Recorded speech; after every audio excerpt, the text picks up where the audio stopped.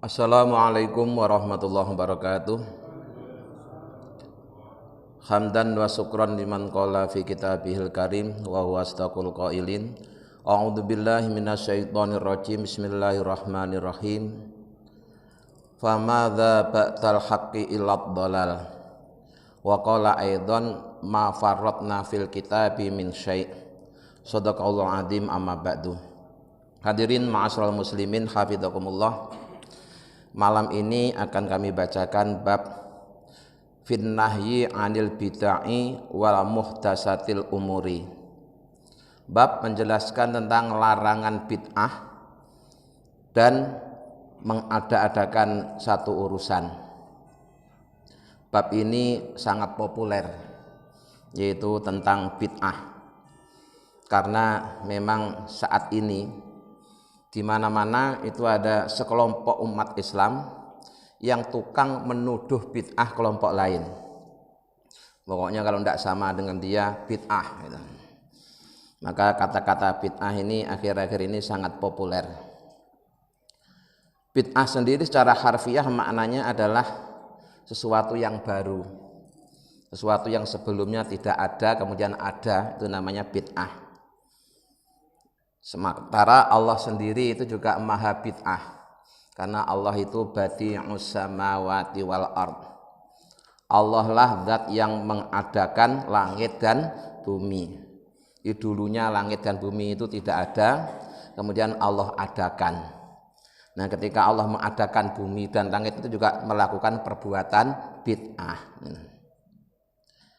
Nah, bid'ah ini terjadi dalam segala hal, baik dalam masalah muamalah maupun masalah ibadah. Karena perkembangan hidup di dunia ini terus terjadi, sehingga setiap saat akan selalu muncul hal-hal yang baru. Tapi umumnya bid'ah yang terkait dengan muamalah itu tidak diperdebatkan, karena memang satu tuntutan yang tidak bisa dihindari. Yang sering saya contohkan misalnya dalam hal jual beli, ya. Salah satu transaksi yang paling tua umurnya yang dilakukan oleh manusia itu kan jual beli. Itu caranya terus mengalami perkembangan. Dulu yang namanya jual beli itu ketika orang belum mengenal yang namanya uang, itu tukar barang, barter, ya. Di barang ditukar dengan barang, itu menyebutnya jual beli. Kemudian lama-kelamaan manusia itu punya alat tukar, yaitu yang namanya uang.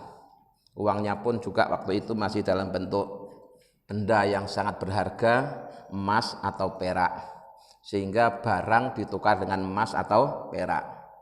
Kemudian berkembang lagi, berubah menjadi dalam bentuk kertas, ya.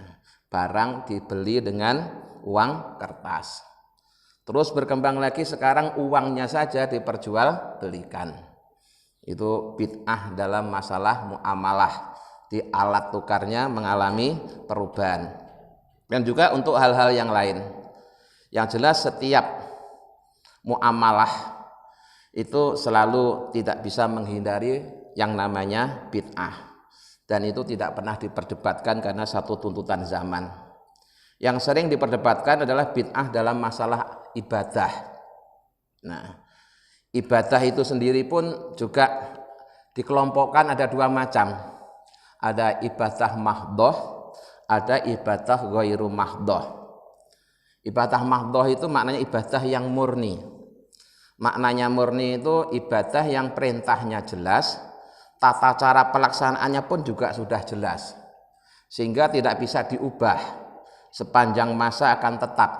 Tidak boleh ditambah, tidak boleh dikurangi. Contohnya apa?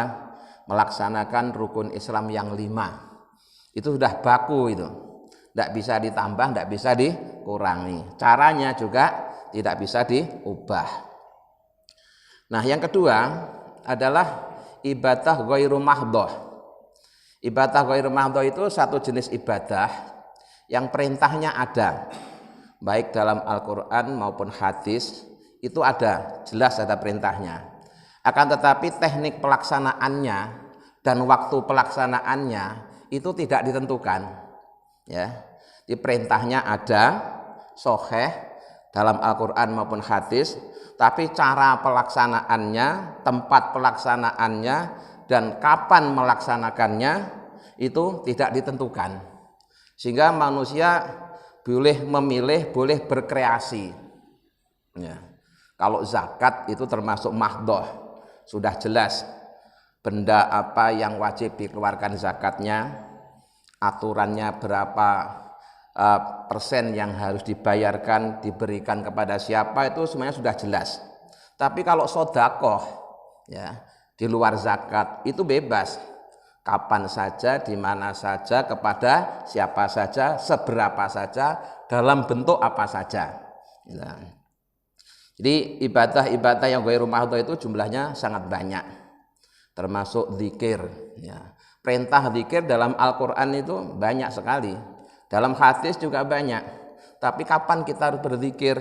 Ya kapan saja. Di mana kita harus berzikir? Di mana saja. Dengan cara apa kita berzikir? Boleh sambil berdiri, boleh duduk, boleh sambil berbaring. Terus berapa kali? Terserah, sebanyak-banyaknya. Nah, itu ibadah ghairu mahdhah. Perintahnya ada, tapi pelaksanaannya diserahkan kepada kita, sehingga luas dan luas. Nah, di dalam Al-Quran Allah berfirman, famadza ba'dal haqqi ilad dhalal. Tiada sesuatu setelah kebenaran kecuali kesesatan. Dikebalikan dari kebenaran adalah sesat. Tidak ada sesuatu yang setengah benar, setengah sesat, itu tidak ada. Atau agak benar, agak sesat juga tidak ada. Yang ada adalah benar dan sesat. Wa qala ta'ala, dan Allah Ta'ala juga berfirman di ayat yang lain, ma farotna fil kitabi min syai'. Ma farotna, kami tidak melupakan, kami Allah maksudnya, fil kitabi, di dalam kitab Al-Quran, min syai'in, segala sesuatu, apa saja, segala urusan itu sesungguhnya oleh Allah sudah disebutkan di dalam Al-Quran. Tidak ada yang tidak disebutkan. Cuma untuk memahami perlu seperangkat ilmu, ya. Untuk memahami bahwa ternyata segala sesuatu itu sudah disebutkan dalam Al-Quran, itu perlu seperangkat ilmu. Nah, kalau ilmunya cupet, ilmunya dangkal, ya nanti akan menemukan hal-hal yang dianggap tidak ada di dalam Al-Quran. Ya. Padahal yang tidak ada itu bukan Al-Qur'annya, tapi ilmunya. Ya, ilmunya orang itu dalam memahami Al-Qur'an itu yang tidak ada. Nah, sehingga sebenarnya yang terjadi itu tidak ada ilmu, tapi dia bilangnya tidak ada dalam Al-Qur'an. Kalau dalam Al-Qur'annya sih ada, cuma bisa jadi orangnya itu tidak tahu atau belum tahu. Nah, ketika tidak tahu atau belum tahu terus dia bilang tidak ada, itu ya jadi masalah. Ya, jadi masalah. Wah, tidak ada itu dalilnya dalam Al-Quran. Padahal untuk mengatakan tidak ada dalam Al-Quran itu seorang kan harus paham seluruh isi kitab Al-Quran. Telah membaca sekian puluh kitab tafsir, ya, baru dia bisa mengatakan, oh tidak ada ini keterangannya dalam Al-Quran. Saya sudah membaca sekian puluh kitab tafsir, misalkan begitu. Ya. Padahal ada loh Pak, kitab tafsir itu Pak, tafsir Tobari itu tafsir Al-Quran itu sebanyak 30 jilid, dan satu jilid itu segede Al-Quran yang gede itu. Ya. Itu kalau sudah Bapak baca semua, terus juga tafsir-tafsir yang lain Bapak baca semua, terus ternyata tidak ada, itu baru boleh mengatakan tidak ada dalam Al-Quran. Tapi kalau baru baca terjemah Al-Quran terus bilang tidak ada, wah itu ya terlalu buru-buru, itu terlalu ceroboh. Yang dibaca cuma terjemahnya kok. Ya. Dibaca cuma terjemah itu bilang tidak ada itu dalam Al-Quran tuntunan seperti itu. Ya jelas nggak ada yang dibaca terjemahnya. Coba yang dibaca tafsirnya, nanti akan ada ketemu. Ya. Karena Allah tidak melupakan satu urusan pun kecuali telah dijelaskan di dalam Al-Quran. Cuma sekali lagi untuk memahaminya perlu seperangkat ilmu. Wa qala ta'ala, dan Allah Ta'ala juga berfirman, fa in tanaza'tum fi syai'in, jika kalian berselisih paham tentang sesuatu, farudduhu, maka kembalikanlah urusan tadi ilallahi, kepada Allah, war rasuli dan kepada rasulnya, ayil kitabi yakni kembalikan kepada Al-Qur'an, Alkitab Quran, was sunnati dan sunnah rasul. Ketika seorang memperselisihkan tentang hukum satu perbuatan atau satu benda, yang satu bilang haram, yang satu bilang halal, misalkan gitu, yang satu bilang boleh, yang satu bilang tidak boleh, maka untuk keputusannya gimana? Kembalikan kepada Al-Quran dan hadis. Yang jadi masalah ketika sudah kembali kepada Al-Quran dan hadis tetap juga berbeda. Dan itu bisa terjadi, Pak. Ayatnya sama tapi pemahamannya beda. Kenapa? Karena orang yang memahaminya, kepintarannya, kecerdasannya beda. Tetap aja ayatnya sama, hadisnya sama, tapi kesimpulannya beda. Nah, kalau yang beda itu kategorinya adalah orang yang sudah ulama, itu justru malah menjadi rahmat, ya. Ikhtilafu ummati rahmatun. Perselisihan di antara umatku itu justru merupakan rahmat. Ummati di situ maknanya adalah bukan orang biasa, bukan orang awam, tapi ulama. Jadi kalau yang berselisih pendapat itu ulama, itu justru malah menimbulkan rahmat. Tapi kalau yang satu ulama, yang satu bukan ulama, itu jadi bencana. Walaupun Qur'annya sama, hadisnya sama, tapi bisa jadi pendapatnya, pemahamannya beda-beda. Jadi kalau beda-bedanya ini sama-sama ulama, kita boleh milih salah satunya, ya, karena sama-sama ulama. Tapi kalau yang satu ulama, yang satu bukan, ya kita harus milih yang sesuai pendapat ulama, karena ulama adalah yang paling paham. Ya. Jadi walaupun sudah kembali kepada Al-Quran dan hadis, terkadang tetap juga terjadi perselisihan. Kalau memang tidak bisa dihindari, ya justru berbeda-bedanya pendapat itu justru malah menimbulkan rahmat. Ya. Wa qala ta'ala, dan Allah Ta'ala juga berfirman di ayat yang lain lagi, wa anna hadza sirati mustaqima fattabi'uhu. Dan sesungguhnya ini agama Islam adalah jalanku yang lurus, maka ikutilah. Wala tattabi'u subula, dan janganlah kalian mengikuti beberapa jalan, fatafarraqu bikum an sabilih. Jika kalian mengikuti beberapa jalan, maka kalian akan terpisah-pisah dari jalan Allah. Wa qala ta'ala, kemudian Allah Ta'ala juga berfirman di ayat yang lain lagi, qul in kuntum tuhibbunallaha fattabi'uni. Qul, katakanlah olehmu Muhammad, in kuntum, jika kalian semua orang-orang yang beriman ngaku tuhibbuna, mencintai Allah, maka fattabi'uni, ikutilah aku. Jadi kalau orang-orang yang beriman itu ngaku cinta Allah, cintanya kepada Allah itu harus dibuktikan dengan mengikuti Rasulullah. Yang jadi persoalan, kita kan nggak ketemu Rasulullah, gimana cara ngikutinya? Nah, kalau sahabat, orang yang hidup di zaman Nabi, ketemu Nabi setiap hari bersama Nabi, gampang, langsung ngikuti Rasulullah. Nah, kita ini jaraknya dengan Rasulullah itu sudah 1400 tahun, sudah sangat lama, sehingga mau tidak mau kalau ingin mengikuti Rasulullah, karena kita tidak hidup di zaman Rasulullah, tidak hidup bersama Rasulullah, ya kita bisanya ngikutinya melalui pewarisnya Rasulullah. Pewarisnya Rasulullah itu siapa? Al-ulama'u warasatul anbiya. Para ulama itu jadi ahli warisnya para nabi. Jadi kalau warisannya, Pak, warisan Nabi itu Al-Quran dan hadis. Nah, warisan ini diberikan kepada ahli warisnya. Ahli warisnya siapa? Ulama. Berarti ketika seseorang ingin memahami Al-Quran dan hadis, ya harus lewat ulama. Tidak bisa kita langsung belajar sendiri ke Al-Quran. Tidak bisa kita sebagai orang awam langsung belajar sendiri kepada hadis. Wong kita untuk sekedar membaca aja harus berguru sama guru ngaji, ya. Karena apa? Karena kita nggak bisa belajar dari Rasulullah. Tidak pernah ketemu Rasulullah dan tidak hidup di zaman Rasulullah. Atau mau belajar sama malaikat Jibril juga lebih nggak mungkin lagi, ya. Kita belajarnya Quran lewat guru ngaji, belajarnya sholat lewat guru ngaji, ya. Ibadah-ibadah yang lain belajarnya juga lewat guru ngaji, tidak langsung ke Rasulullah karena tidak hidup di zaman Rasulullah. Nah, guru ngajinya belajar dari siapa? Ya dari gurunya lagi. Gurunya lagi dari siapa? Dari gurunya lagi, gurunya lagi, gurunya lagi, sampai dari sahabat, sampai kemudian dari Nabi.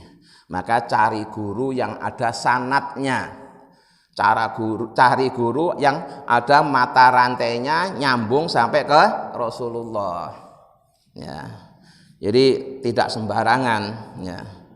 Maka sekali lagi, ya, ayat fattabi'uni, maka ikutilah aku, itu ya berlaku buat orang yang hidup bersama Nabi atau generasi sahabat yang memang mereka hidup sezaman dengan Nabi. Nah, sementara kita yang hidup jauh dari masa Nabi, mau tidak mau kalau pengen ikut Nabi ya lewat pewarisnya. Nah, kalau kita bisa seperti itu, yuhibbukumullah, maka kita akan dicintai oleh Allah. Allah akan mencintai kalian semua, wa yaghfir lakum dzunubakum, dan Allah akan mengampuni dosa-dosa kalian. Wal ayatu fil babi kasiratun maklumatun, dan ayat-ayat yang menjelaskan tentang keharusan mengikuti ajaran Allah dan Rasulullah itu sangat banyak. Nah, wa amal ahadisu, adapun hadis-hadis itu fakasiratun jidan, juga sangat banyak, ya. Hadis-hadis Nabi yang memerintahkan kepada kita untuk mengikuti Rasulullah, mengikuti agama Allah, dan tidak boleh bikin aturan sendiri, tidak boleh bid'ah, itu sangat banyak. Wahya mashuratun, hadis-hadisnya sangat terkenal, ya. Tidak hanya terkenal tapi sangat terkenal, mashuratun. Fanaktasiru, maka kami meringkas ala tarfin minha, sebagian dari hadis yang terkenal tersebut, ya. Jadi sebenarnya hadisnya itu banyak, tapi oleh Imam Nawawi yang nulis kitab Riyadhus Shalihin ini tidak ditulis semua, hanya sebagian saja, ya. Sudah dianggap mewakili yang lain. Hadis yang ke-1, an Aisyah, diriwayatkan dari Sayyidah Aisyah radhiyallahu anha, semoga Allah selalu meridhoinya. Qalat, Aisyah berkata, qala, telah bersabda sapa Rasulullah sallallahu alaihi wasallam. Isi sabdanya, man ahdasa, barang siapa yang mengada-adakan, fi amrina hadza, pada urusan kami ini, yaitu urusan agama Islam, ya, urusan ibadah, ma laisa minhu, sesuatu yang diada-adakan itu sesungguhnya bukan bagian dari amrina hadza, bukan dari urusan agama, tapi dimasuk-masukkan, gitu. Fahuwa, maka yang dimana itu rodun mardudun, maka akan ditolak. Seseorang yang mengada-adakan perkara baru dalam urusan agama kita, yaitu agama Islam, padahal perkara yang baru itu tidak ada sangkut pautnya dengan agama Islam, maka yang dimana itu akan ditolak. Nah, hadis ini tidak sesederhana yang kita bayangkan. Untuk mengetahui apakah ini bagian dari agama atau bukan, itu kita kan harus belajar dulu sumber kitab suci agama tersebut. Kalau misalnya ya agama Islam, ya, itu sumber ajarannya kan Al-Quran dan hadis, ya. Maka untuk mengetahui apakah ini bagian dari agama atau bukan, ya kita harus mengkaji Al-Quran dan hadis dulu untuk menilai perbuatan ini termasuk ajaran Quran apa bukan, termasuk ajaran hadis apa bukan.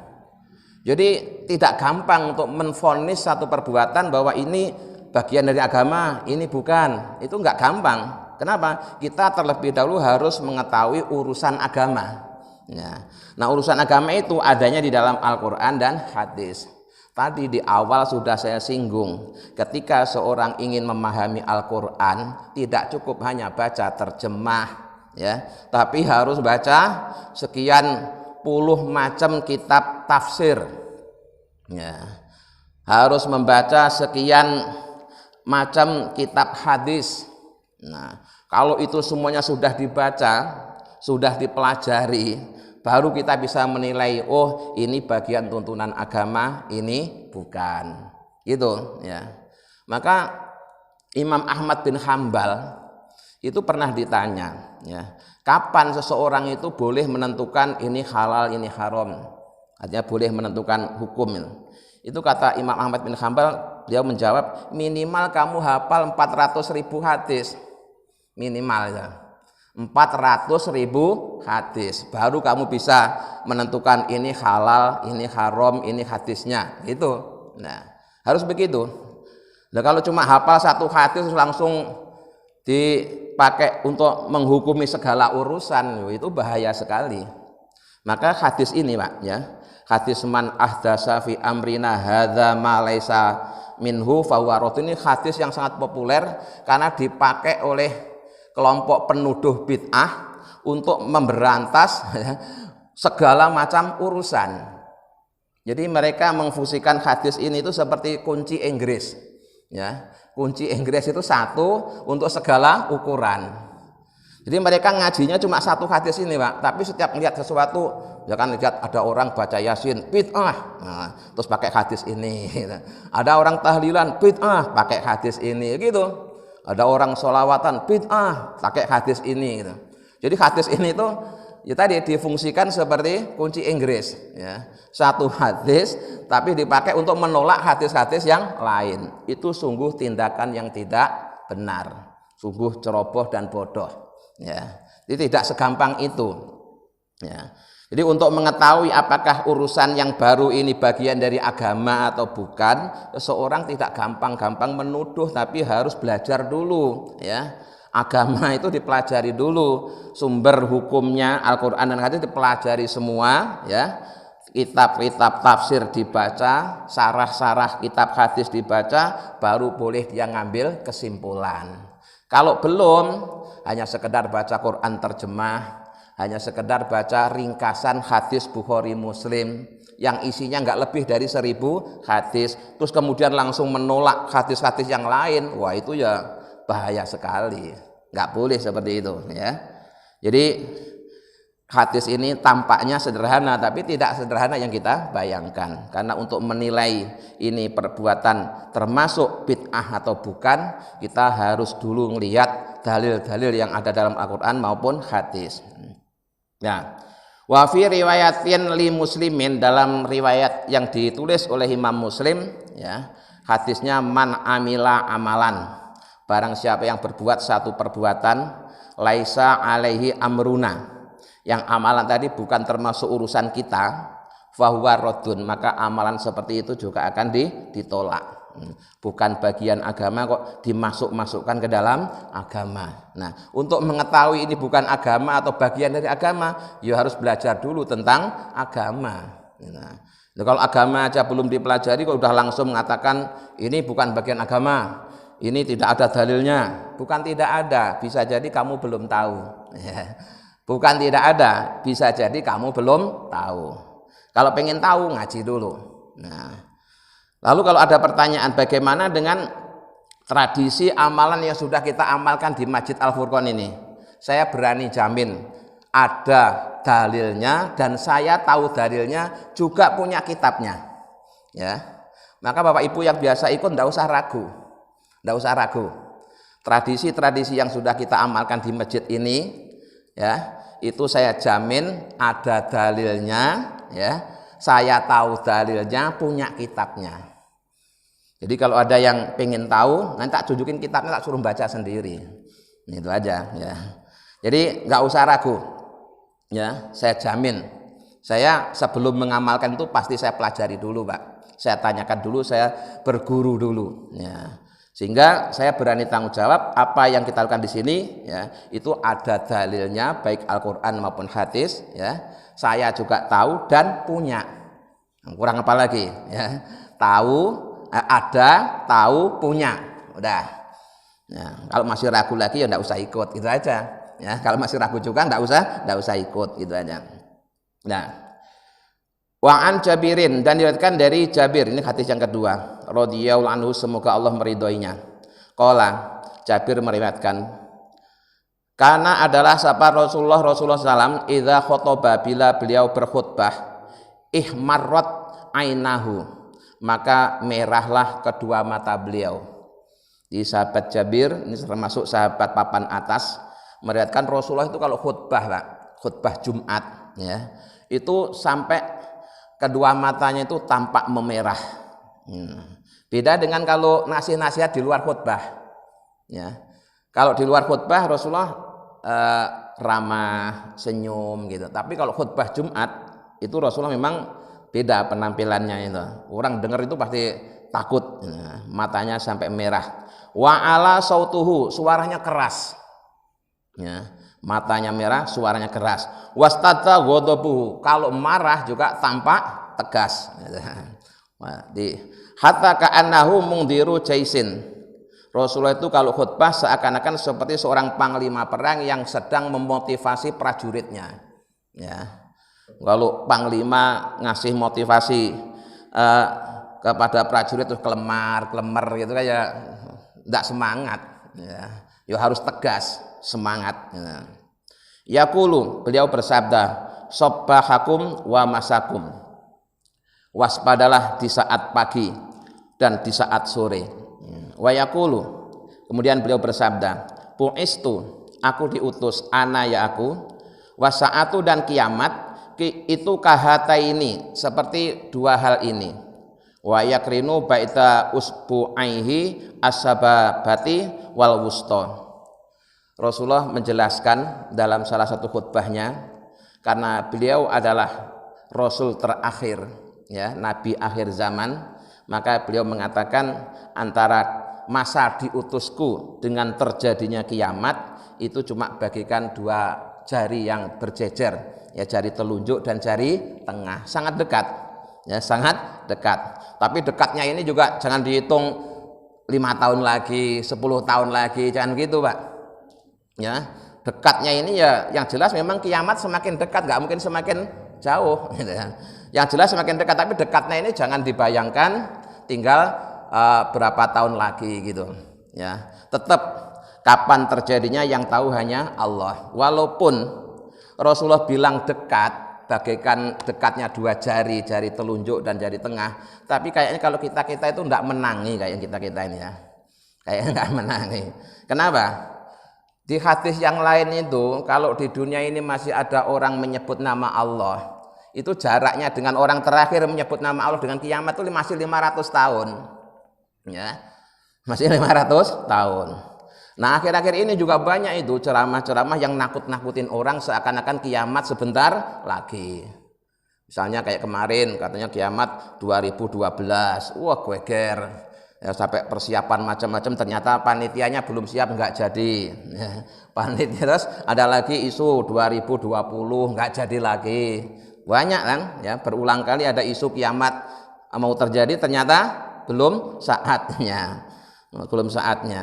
Jadi jangan gampang-gampang percaya ya, yang tahu kapan datangnya hanya Allah. Rasulullah aja nggak dikasih tahu. Kalau soal tanda-tanda memang banyak tanda-tanda, tapi yang belum muncul kan juga masih banyak ya. Tanda-tanda yang belum muncul juga masih banyak. Pokoknya kayaknya kalau kita ini sampai mati belum kiamat kayaknya, kayak kita ini ya. Jadi walaupun Rasulullah mengisyaratkan sudah dekat, tapi jangan dibayangkan tinggal berapa tahun lagi gitu ya. Karena kenyataannya di dunia ini masih banyak orang yang menyebut-nyebut nama Allah. Wa yaqulu, dan beliau bersabda, amma ba'du, setelah itu ya. Amma ba'du itu bukan doa ya. Kata-kata amma ba'du itu kalimat yang digunakan untuk memisahkan antara muqaddimah dan isi ya. Ini orang yang menyebut kata-kata amma ba'du itu juga kadang-kadang hanya ikut-ikutan atau tidak paham ya. Ada seorang penceramah begitu, amma ba'du, jamaahnya jawab amin, dikiranya doa. Padahal kalimat amma ba'du itu kalau dalam bahasa Indonesia seperti gini Pak, selain itu atau setelah itu ya, setelah itu ya. Jadi kalimat yang dipakai untuk memisahkan antara muqaddimah dan isi. Tadinya muqaddimah baru terus isi amma ba'du. Adapun setelah itu baru terus isinya. Nah, isi khutbahnya apa? Fa inna khairal hadisi kitabullah. Sesungguhnya sebaik-baik berita, sebaik-baik hadis adalah kitabullah. Ya tentu saja ini karena kitabullah kan firman Allah ya. Firman Allah tentunya ya berita yang terbaik, yang punya jagat, yang menciptakan jagat, jadi beritanya ya terbaik. Wa khairal hadi, dan sebaik-baik petunjuk adalah hadyu Muhammad, yaitu petunjuknya Nabi Muhammad. Ya tentu saja, karena memang Nabi Muhammad diutus Allah sebagai percontohan buat umatnya. Jadi ketika Allah berfirman, dirikanlah sholat. Terus bagaimana caranya sholat? Kapan kita sholat? Maka kemudian Rasulullah ngasih contoh. Kita tinggal niru Rasulullah. Itu untuk yang hidup di zaman Rasulullah. Nah, terus oleh orang-orang yang lihat Rasulullah itu ditulis atau paling tidak dihafalkan, terus diajarkan kepada generasi berikutnya, ya. Oleh generasi berikutnya diajarkan lagi pada generasi berikutnya. Lama-lama nyampe ke kita tinggal tuntunan sholat, itu saja, tuntunan ibadah sholat. Di situ tidak disebutkan hadisnya, ya, karena nggak mungkin kan orang awam anak TK langsung diajarin Quran hadis. Pokoknya kalau pengen sholat caranya seperti ini, gitu aja dulu. Nanti kalau ngajinya terus baru dikasih tahu, oh yang ini hadisnya ini, yang ini Qur'annya ini, gitu ya. Nah, jadi sebaik-baik hadis adalah kitabullah, berita adalah berita dari Allah, yaitu kitab Al-Qur'an. Sebaik-baik petunjuk adalah petunjuknya Nabi Muhammad. Sebaliknya wasarul umuri, wasarul umuri innan, dan seburuk-buruk urusan adalah muhdatsatuha, yang baru, ya, yang tidak ada contoh sebelumnya. Itu seburuk-buruk perkara. Wa kullu bid'atin dolalatun, dan setiap bid'ah itu adalah sesat. Nah, ini kalimat ini juga kalau orang tidak pernah belajar balaghah juga terjebak pada kalimat ini, ya. Kemarin dalam kajian kitab pengajian Sabtu subuh, ya, saya jelaskan tentang kullu bid'atin, ya. Jadi di dalam kaidah bahasa Arab, Pak, itu ada kaidah yang berbunyi begini, wa hadfu ma yu'lamu jaizun. Membuang kalimat yang sudah diketahui itu hukumnya boleh. Seperti halnya kalau Bapak ditanya, Pak, orang yang duduk di samping Bapak itu siapa? Bapak menjawabnya langsung nyebut nama aja, Zaid, Umar, gitu. Bapak tidak usah berkata begini, orang yang duduk di samping saya adalah Zaid. Tidak perlu seperti itu, tapi cukup langsung Bapak jawab Zaid, Umar, itu boleh. Jadi kita membuang kalimat orang yang duduk di samping saya. Nah, dalam Al-Quran itu juga begitu, ya. Kemarin yang saya akan contohkan di surah Al-Kahfi, itu ada kalimat kulla safinatin ghosba. Ya, ketika Nabi Khidir ditanya oleh Nabi Musa apa alasannya merusak perahunya nelayan, Nabi Khidir menjawab, bukankah kita tadi, ya, bertemu dengan bajak laut yang mereka akan merampas setiap perahu. Kalimatnya begitu, merampas setiap perahu. Nah, logika orang yang sehat akalnya akan mengatakan bahwa yang dimaksud setiap perahu itu setiap perahu yang baik. Kalau jelek tidak mungkin dirampas. Tapi kalimat baiknya tidak perlu disebutkan. Tidak perlu disebutkan karena semua orang sudah tahu namanya perampok itu kalau ngerampok ya milih yang baik. Masa terus ini cuma gerobak jelek dirampok, kan ya apa gunanya? Ngerampok itu ya mobil mewah gitu kan. Nah, maka kalimat kula safinatin itu maknanya ya safinatin hasanatin, yang akan merampok setiap perahu yang baik. Tapi kalimat yang baiknya itu tidak ada, tidak disebutkan, karena semua orang sudah tahu bahwa tanpa disebutkan kalimat yang baik, orang sudah tahu bahwa yang dimaksud yang suka dirampok itu adalah perahu yang baik. Maka perahu yang baik oleh Nabi Khidir dirusak supaya tidak dirampok, gitu. Nah, ini kaitannya dengan kula bid'atin, ya. Kula bid'atin, setiap bid'ah itu sesat. Itu bid'ah yang bagaimana? Nah, bid'ah itu ada bid'ah hasanah, ada bid'ah sayyi'ah, ya. Ada bid'ah yang baik, ada bid'ah yang jelek. Tentu saja yang sesat adalah bid'ah yang jelek. Nah, bid'ah yang baik itu apa? Banyak, Pak. Ya. Ini penulisan kitab suci Al-Quran itu bid'ah karena tidak dilakukan oleh Rasulullah, dilakukan oleh sahabat. Terus sholat tarawih berjamaah dengan satu imam itu juga bid'ah. Terus adzan Jumat yang pada mulanya satu kali jadi dua kali itu juga bid'ah. Tapi hasanah, buktinya sahabat tidak ada yang protes, ya. Dan masih banyak yang lain-lain, ya. Jadi yang dimaksud kula bid'atin dolalatun adalah ai kula bid'atin sayyi'atin, yaitu setiap bid'ah yang buruk adalah sesat. Kalau enggak buruk ya enggak sesat gitu. Nah, summa yaqulu, kemudian beliau Rasulullah bersabda, ana aula bikulli mu'minin min nafsihi. Aku itu adalah lebih utama bagi setiap orang mukmin daripada dirinya sendiri. Man taraka malan fali ahlihi. Barang siapa yang meninggal dunia sedangkan dia meninggalkan harta, maka harta itu untuk ahli warisnya, kata Rasulullah begitu. Wa man taraka dainan, dan sebaliknya barang siapa yang meninggalkan hutang, audoyaan atau dia orang yang tersesat terlunta-lunta, terlantar, fa ilayya wa alayya, maka itu akan menjadi tanggung jawabku. Ya, di sarahnya hadis ini jelaskan bahwa makna dari sabda Rasulullah terakhir ini adalah karena saat itu Rasulullah selain seorang Rasul juga kepala negara. Maka apabila ada warganya yang terlantar, ada warganya yang terlilit hutang dan tidak bisa nyaur, maka dia termasuk kelompok fakir miskin yang akan menjadi tanggungan negara untuk menjamin kesejahteraannya gitu ya. Karena saat itu Rasulullah berfungsi selain Rasulnya Allah juga sekaligus pemimpin negara. Maka kemudian nanti dalam prakteknya untuk orang-orang yang terlantar, yatim piatu itu menjadi tanggung jawab negara. Nah, kemudian yang ketiga atau hadis yang terakhir dalam bab ini, anil irbati, dari seseorang yang namanya Irbad bin Sariyah radhiyallahu anhu, semoga Allah selalu meridhoinya. Hadisuhu sabiqu fi babil muhafadzati ala sunnah. Hadisnya sama dengan hadis sebelumnya yang isinya adalah anjuran untuk menjaga sunnah Rasul. Jadi sekali lagi Bapak Ibu sekalian, terkait dengan masalah bid'ah ya, itu tidak sesederhana yang terjadi seperti yang dituduhkan oleh para penuduh bid'ah. Kita boleh mengatakan itu bid'ah jika kita sudah mempelajari agama, yaitu Al-Quran dan hadis secara lengkap. Kalau ternyata ya dalam Al-Quran tidak ada keterangannya, dalam hadis tidak ada keterangannya, baru kita boleh mengatakan itu bid'ah. Nah, cuma sekali lagi kan kitab tafsir itu banyak, hadis jumlahnya jutaan.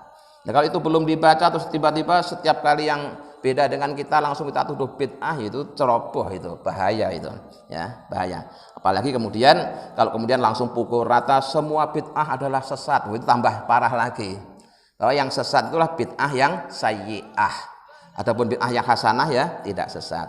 Saya kira malam ini sampai di sini dulu, insya Allah nanti kita lanjutkan pada pengajian yang akan datang. Mudah-mudahan kita bisa memahaminya. Amin ya rabbal alamin. Assalamualaikum warahmatullahi wabarakatuh.